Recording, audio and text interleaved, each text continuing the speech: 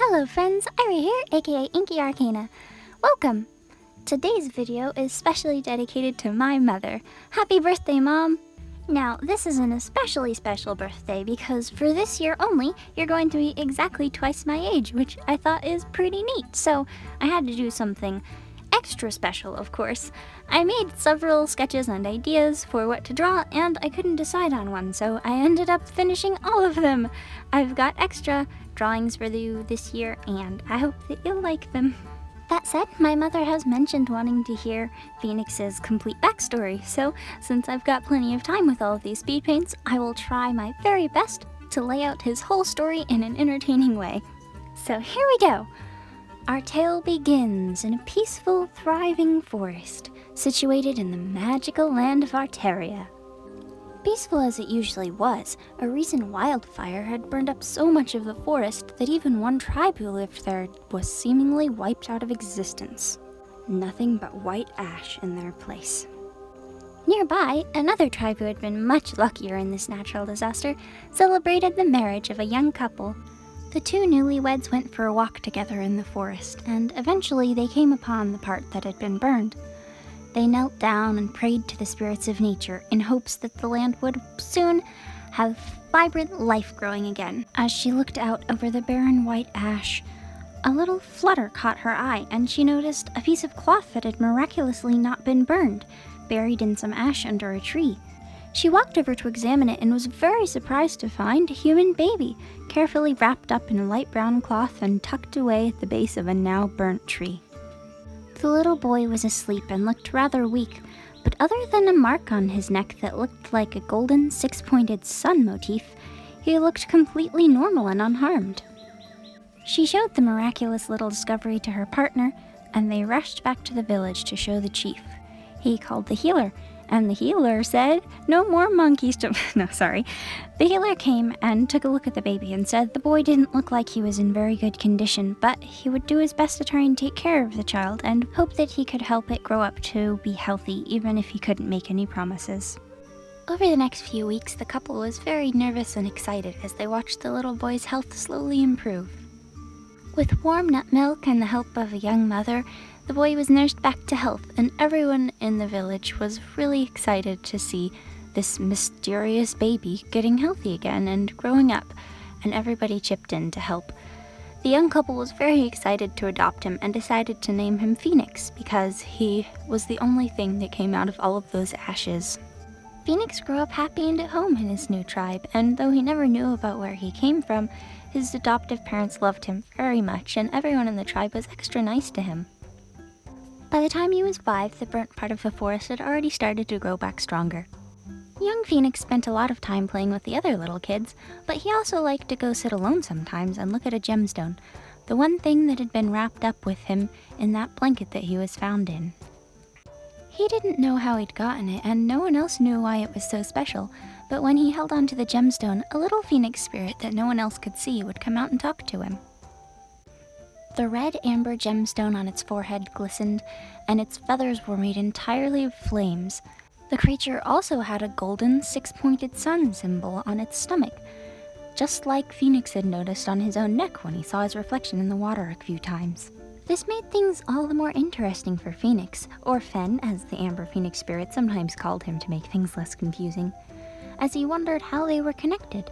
The Phoenix spirit had decided to wait until Fen was quite a bit older, though, to tell him about the whole thing of his family and village being burned, which would be necessary to explain how the Phoenix spirit had been assigned to him as a guardian. As he grew up, he met more and more spirits, and he learned that they could give him knowledge, and he could sometimes help them with things that they couldn't do physically. Some of them even had extra special powers, as he learned one time when he scraped his knee trying to help a spirit, and they were able to instantly heal it up. By the time he was 10, he'd even learned how to help some of the spirits be seen by everyone, and occasionally even take on a physical form temporarily. At 15, he decided for sure to become a shaman, and to dedicate his life to helping spirits and people. One day while walking through the burnt part of the forest, Phoenix did meet the spirits of his birth parents. It was quite a shock, but they had a good conversation, and after seeing that their son was being taken good care of and living a happy life, they were able to move on. Phoenix still considered the people who had raised him as his real parents, but was very happy to get to meet and talk to his birth parents who he hadn't known existed for very long. The Phoenix spirit eventually told Fen the whole story about what had happened, how an angry spirit had started the fire that no one was able to calm down. It assured him that it wasn't the one who started the fire, and how his parents had helped it greatly, so it would stay with Fen for his whole life and make sure to help keep him safe and help in any way that it could. They became very good friends, and I think it's kind of funny because you would imagine, like, the spirit would be the human's familiar or something. But since spirits exist for a lot longer than humans, I would imagine that the Phoenix spirit looks at Fen more like a pet or something, since he would only exist for a small portion of its life. Speaking of friends, other than the people from his own tribe, Fen has two main friends from another tribe in the same forest. Zeke, a red wolf hybrid who loves treasure hunting. He's 1 year younger than Phoenix. In the main timeline of Valdor, which is basically like the universe or planet where all of my characters live, Phoenix is 18. And then there's Jin, a much younger elf who has very strong elemental abilities. There's also Tyson, a shape-shifting dark element dragonoid with portal abilities, and he is especially close friends with Zeke because Zeke likes to use his portals to get over to the continent of Luminera, where most of the old temples and ruins are, where Zeke can find treasures. Maybe I'll take this time to explain a little bit about the magic system in Valdor. While most people are born with the ability to use magic and only some people aren't, even the people who are born with the ability still have to practice it and figure out what their magic type is in order to be able to get good at using it. There are 3 categories of magic, one being mage type, which is a person who can learn all sorts of different spells, and if they have the proper ingredients or words to cast it, they can do pretty much anything with their magic. There's also specialized mages who can use one or a couple types of magic without any time to cast a spell, but they're limited to just the one or couple that they're born with. Then there is elemental harmonists, which are basically, if you've seen Avatar: The Last Airbender, the equivalent of benders, with the ability to greatly influence some sort of natural element, depending on how experienced they are with it. In Valdor, there are the 4 main elements, earth, water, fire, and air, and there's also 4 sub-elements, light, dark, nature, and animal. But of course, people with the animal element in Harmony can't, like, just control other people and creatures. They mainly have the ability to, like, communicate with anyone despite language barriers, even other animals, and have a sort of charisma that could, like, get people to do things for them. But, no control over free will, though. Most people only have one element, and even those who don't have Harmony as their magic type still have a sort of base element, and it sometimes will affect their eye or hair color. Magic types are somewhat hereditary, like it's more likely that a child will have the same magic type as one of their parents, but it's not completely. They could still have a random other type of magic that none of their parents or ancestors have had before.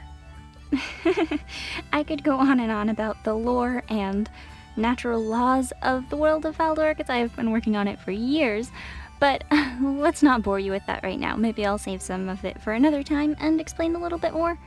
But this video is about Phoenix and my mom's birthday, so I'll try not to get too distracted. Phoenix's main element is light, which is why his hair is white, and his sub-element is fire, though he doesn't actually have elemental harmony or any type of magic. The bond that he has with spirits is sort of his only access to magic.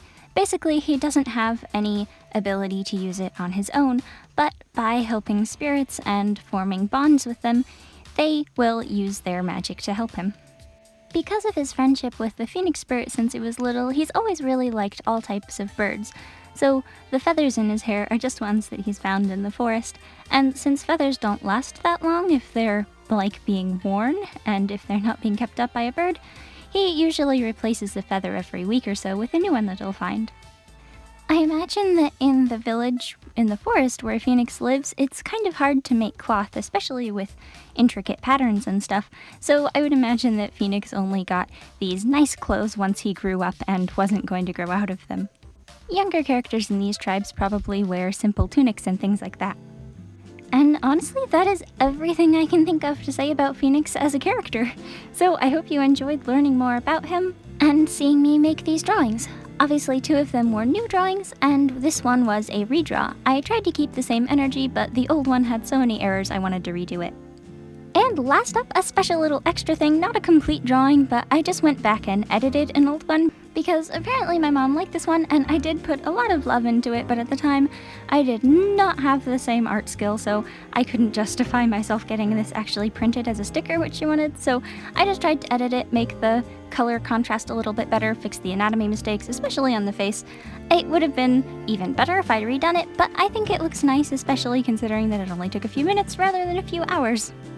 And that is all, so thank you so much for watching, and Mom, if you are seeing this, thank you so much for being born. You're a lovely human. I'm so glad that we get to celebrate another birthday. And, I love you so much, and for everyone else, I'll see you later. Bye-bye!